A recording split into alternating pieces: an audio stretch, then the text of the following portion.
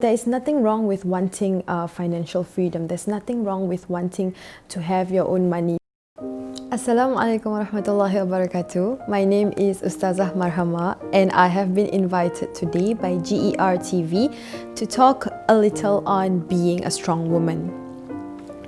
So I think we all know that women have for almost all of time been perceived to be the weaker of the two genders, and this is justified by our indisputable biological and emotional differences, or as they would say, our biological and emotional weaknesses. And this perception has translated into decades of assumed cultural biases and stereotypes, right? And I think most women in their lives would have faced it.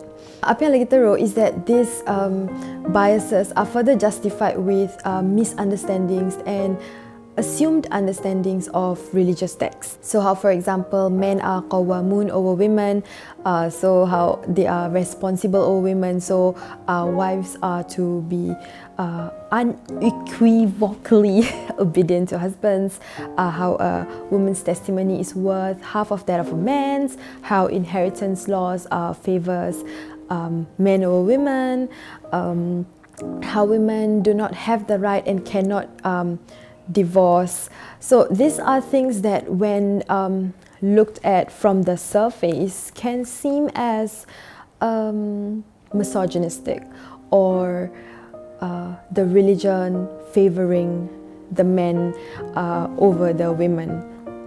I'm not going to try and debunk everything because that's going to take us days, but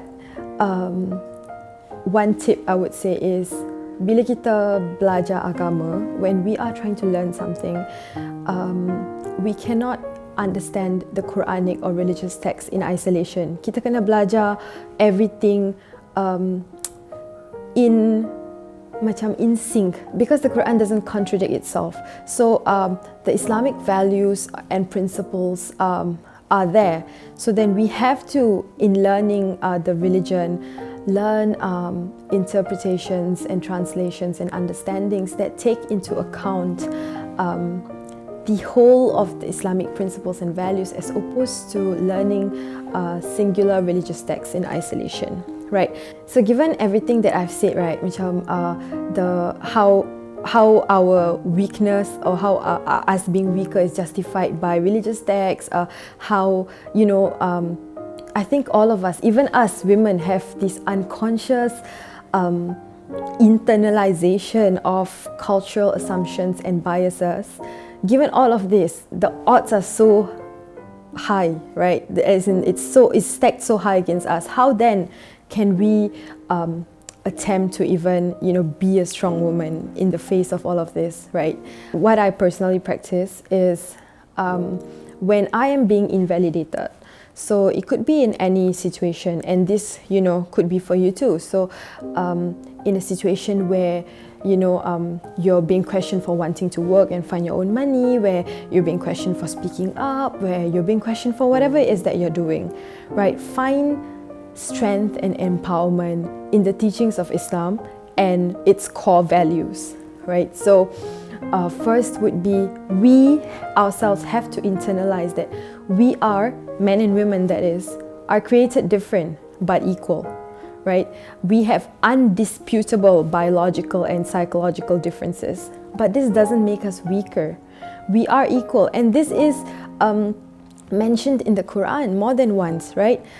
In different ways, of course. There is in akramakum indallahi atqakum, that the best of, you know, the best of us humans are those of us who are the most pious, right? And there's another verse in the Quran in Surah Ali Imran, verse 195, where Allah has mentioned that He will not lose sight of any of us who labors in His way, whether male or female. And then it continues with ba'dukum min ba'd, which means, and each of you are of another, or you are of one another, meaning that we are equal and we're not the second gender or the weaker gender. And this is something that we have to understand and internalize ourselves, because for most of us, it's just accepted that, you know, there are just certain things that we shouldn't be doing or we can't be doing, or certain limits that we have to be taking note of, or, you know, we have to ourselves understand first that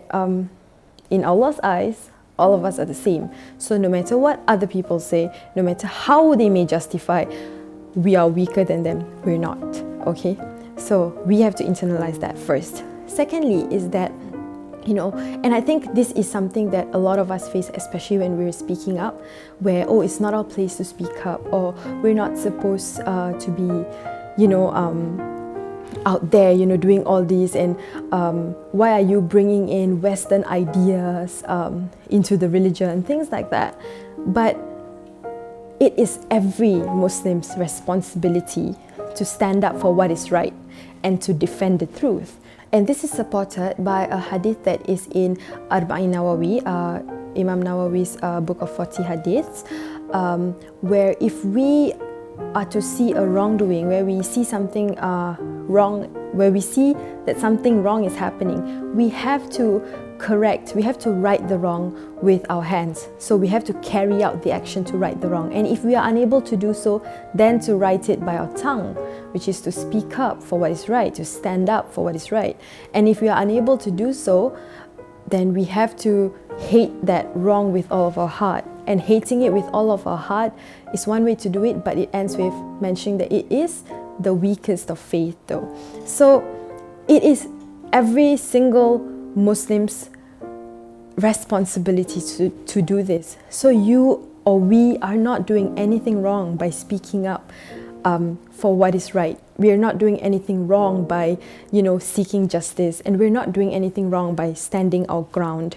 A good example, or I think a story that most of us would have heard of, is the story of Sumayya bin Khayyat radiallahu anha, where she was originally a slave and then later freed when she got married, and she was among the first people to join Islam or to become Muslim, right? And at the time when the Quraysh were persecuting the Muslims for being Muslims because they were angry that, you know, Islam was gaining traction, she had no wealth or class to protect her. So she was an easy target, right? She and her family. So then they tortured her and forced her to denounce the religion, you know, denouncing Islam as the true religion and Allah as her Lord. But she refused to, and she kept at it. She stood her ground, and in that, what she ended up being martyred or mati shahid, right? So she stood her ground and she stood for what is right in her own capability and in her own capacity. So take strength from this story and take strength from that hadith that no, you're not doing anything wrong, right? Next is, I know that a lot of us also get a lot of I guess flack for wanting to go out and earn our own money, or, you know, wanting to get that, you know, attain financial freedom and not putting marriage, or even you know, either not putting marriage or as a priority, or wanting to do that even despite being married. But here's the thing, financial freedom gives you the ability to do so much more good. So there is a narration in Sahih al-Bukhari where it is mentioned that the hand that is above, meaning the hand of the giver, is much better than that of the hand that is below, and that is the hand of the receiver, and that the best of charity is that which is given by a wealthy after putting aside his necessities or his expenses. That again, the hadith does not discriminate about the wealthy needing to be a man or cannot be a female, you know, things like that. So there is nothing wrong with wanting financial freedom. There's nothing wrong with wanting to have your own money to be able to spend on either yourself, your family, because at the end of the day, charity starts with those who are closest to us, right? So your family, your friends, and beyond, right? There's nothing wrong with it. Let's look at the story of Khadija radiallahu anha. She was a wealthy woman in her own right. She was a businesswoman, a trader, and it was with her wealth that she was able to support Rasulullah sallallahu alaihi wasallam in his da'wah in the early days, right? So again, financial freedom and being able to have your own money gives you the freedom to, gives you the choice to do what you want. You can choose to support your own family. You can choose to do more good. Lastly is knowing that knowledge can be learned from and shared by anyone for as long as that person is credible. There is a verse in the Quran which states, فَاسْأَلُوا أَهْلَ الذِّكْرِ إِن كُنْتُمْ لَا تَعْلَمُونَ. So roughly translated, it means, ask those of the message if you do not know, or in this case we can contextualize and understand it to be ask those of knowledge for when you do not know, right? So there is again nothing wrong with women wanting to go out and learn more, wanting to do more, with the education that you have, and you shouldn't allow for yourself, your internalized biases or others to stop you from doing that. Let's take a look at the story of Aisha radiallahu anha. She is one of the greatest narrators of all time. She narrated over 2,000 hadiths during her time, and not only that, but after the Prophet's passing,